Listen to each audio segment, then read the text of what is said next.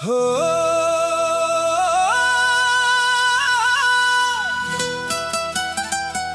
दिल के धड़कन कहीं थे, तोर बिना कुछ सुहाए नहीं।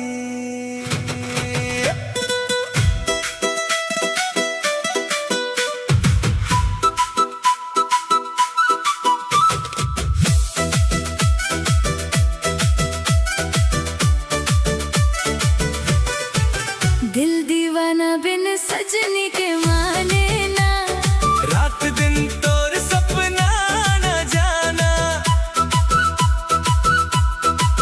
तोर मुस्कान मोर जिंदगी के ठिकाना। आजा गोरी अब मोला तड़पाना ना, दिल दीवाना बिन सजनी के माने ना। तोर बिना अब एक पल रहा है ना।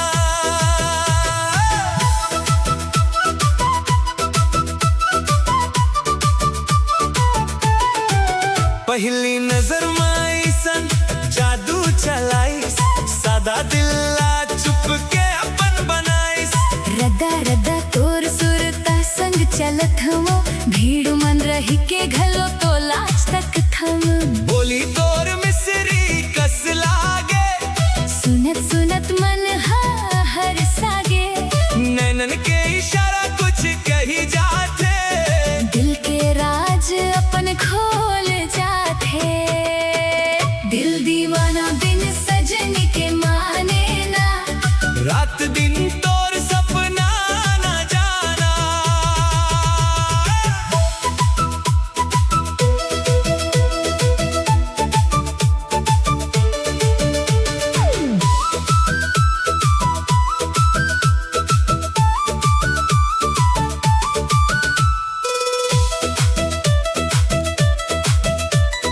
बरखा के बूंद मन तोर अक्स दिखे, सांझ के रंग मन तोर हंसी झलके। हाथ मन हाथ धर के संग चलबो, सुख दुख के हर रद्दा पार करबो। मोर हर खुशी तेंचले शुरू होते, तोर संग जिंदगी सुंदर लगथे।